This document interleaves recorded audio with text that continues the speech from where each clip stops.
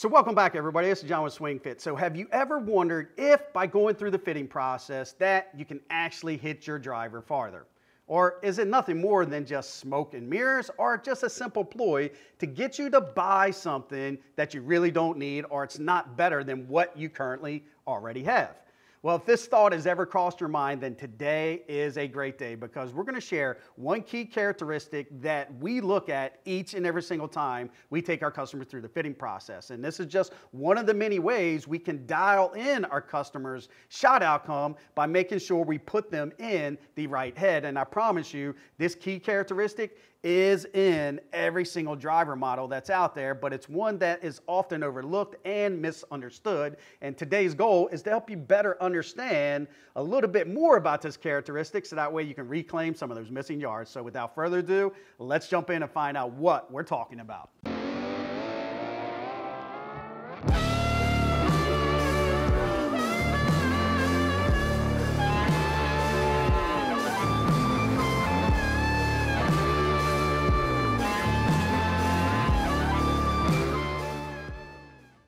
So before we dive into today's topic, I do want to take a quick second to welcome any new viewers to the channel. So if this happens to be your first time and you are interested in learning more about the club fitting process, I mean really gain a better understanding of how club fitters work their magic day in and day out in order to transform their customers' game, then this channel is the perfect place for you. So consider hitting that subscribe button below and turn on that bell, so that way you receive an alert anytime we drop our new content. And for our current subscribers, we truly can't thank you guys enough. Not only are we really close to reaching our next milestone of 3,000 subscribers, but I'm pretty confident that with your continued feedback and support, we're going to be able to get to 5,000 by the end of the calendar year. But in order to help us accelerate that goal, there's a couple key things you can do in order to help us get there. And the first one is smash that thumbs up if you are finding value. And if you have any questions or comments, leave them in the remarks, and we will do our very best to get you the answers that you're searching for. And last but not least is don't be afraid to share this content with any of your buddies, right? Who doesn't need a little competition in your life? So definitely share this with everybody under the sun that you believe would see value in learning more about the club fitting process. So guys, thank you again for helping us grow the channel. Now, if you watched any of our videos in the past, you always know we like to close the video with the before and after. Well, today's focus really isn't on the yardage or the ball speed gains that we achieved. It's more on how we was actually able to achieve it, right? What really caused the customer to pick up the extra yardage and the extra ball speed, and it's all attributed to this one characteristic, and I'm talking about center of gravity. And one of the most important things that we need to understand when we're talking about CG characteristics is that this location will vary from head to head. And this is why having access to a fitter who understands not only the different head designs that's available to them, but where that CG location is and how that might help or hurt a certain golfer based on how they swing and deliver the golf club. So as you start to watch some of these baseline shots, you're going to see that the customer has the ability to hit the long ball, and you would suspect that at his current club head speed of 110, 113 mile an hour. But the problem is, he said he very rarely hits the long ball when he's out on the course. And these other shots you see, sometimes left, sometimes right, and definitely hitting it, north of like 130, will creep in and hit that moon ball. But definitely he says that's what he sees more than not. And, we got to get to root cause to find out what is going on. And I'm already suspecting that CG is the primary factor here, because, even if your club head speed doesn't match tonight's customer, doesn't really matter, because all CG cares about is where is that head at the moment of impact. And you know what? That's all going to be hinged upon your delivery characteristics. So it really cares less about how fast you swing the golf club. So whether you're swinging at 90 mile an hour or 120 mile an hour, ball speed divided by club speed is a smash, and that smash will translate across all golfers. So as we peel back the numbers here and look at this left to right, let's talk a little bit more about the customer's gamer. He's currently playing this bad boy right here, the Titleist TSI-3 9-degree driver, which has been one of our best sellers in the studio this season, and he's got it paired with the stock Tenzi AV white raw shaft, and this is actually a good shaft, the 6X version, but this one and this combination is not doing the customer any favors. And as you can see from the numbers, there is definitely something going on here. And you know, let's look. I mean, ball speed 153 versus input of 111. You know, that's only what, 41 mile an hour separation. You know, net efficiency was, you know, averaging out 138. I mean, you can get a 7-iron at 135, 136, and, you know, I mean, his driver's not doing any better than that. So definitely something's going on, and it's that backspin column, guys. I mean, take a look. I mean, he's had several shots north for 3,000, and just understand that these are the 5 best shots that I pulled out for the comparison analysis. You know, so definitely there's something going on here, and I'm suspecting with the customer's delivery, because take a look at the customer's delivery here, right? Look at his club path. I mean, he's actually swinging a little out to in, 3 degrees.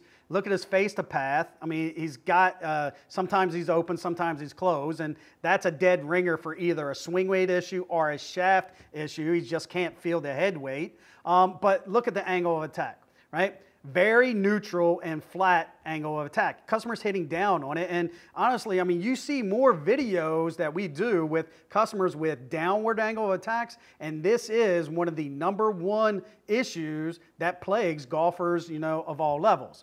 But just because you have a negative angle attack doesn't mean that there's not hope for you. And this is really going to kind of be kind of like the punchline once we get to the end, because, you know, can we work on the delivery? Can we help the customer get up to change those launch characteristics? Sure, but that's going to take time. Is there something that a club fitter can do to help you hit the ball farther by just putting you in something a little bit more prescriptive? And the answer is yes, we can. So now, full disclosure, this series of shots is with the last combination, and we did try other heads and other shafts, but nothing performed better than the Titleist TSI 4, same loft sleeve, 9 degrees, standard loft sleeve setting, A1 that is, and we paired it with the RDX Black Smoke shaft, but in a 70-gram version at the extra stiff, so 6.5 rating there.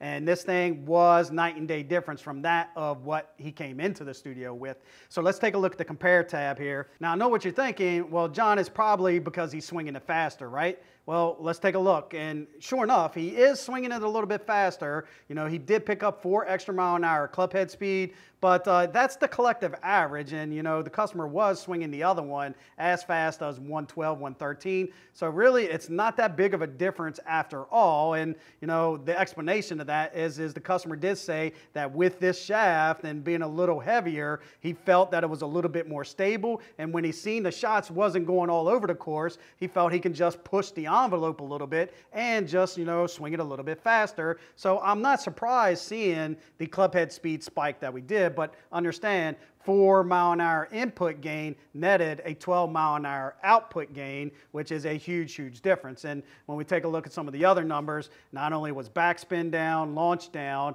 but that carry at 281 versus 249, that's a 32-yard net positive gain. And now the customer is actually piping it out to 307 and a lot tighter grouping. So more consistent fairway finder and a lot straighter, longer, and tighter. So definitely nothing to shake a stick at.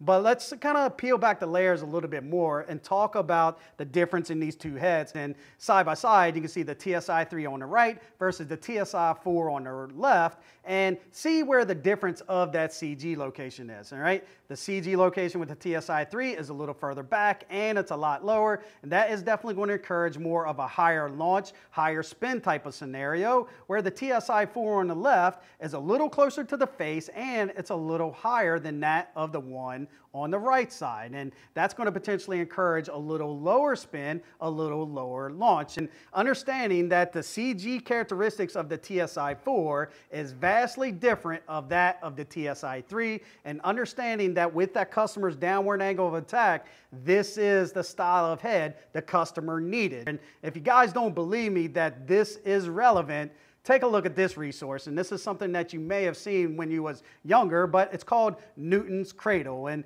when you pull the one ball to the side and let it go, it's going to completely transfer all its energy through all the other balls, and as long as those center of gravities are directly in line with one another, those balls will still continue to go back and forth.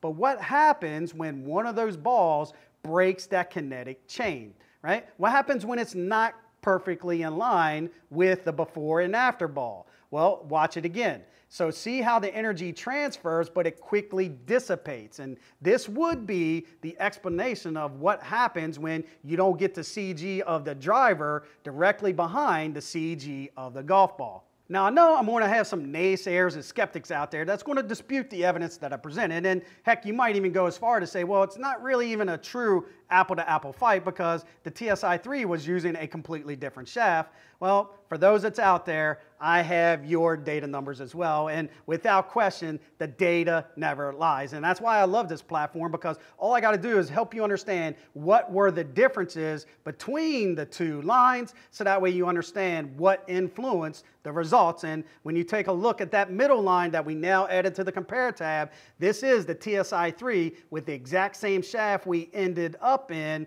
with the TSI-4. And there's no disputing that from original version TSI-3 and the RDX Smoke TSI-3, it was night and day difference. Customers actually hitting it a little bit better. Spin actually crept up a little bit, but dispersion was a lot tighter. And this is what really led us down the path to make the determination that this shaft was a better fit. And once again, the difference between the Tenzi White and the RDX was the golf shaft. No other difference. It was just the shaft, but yet it netted additional yardage and tighter dispersion.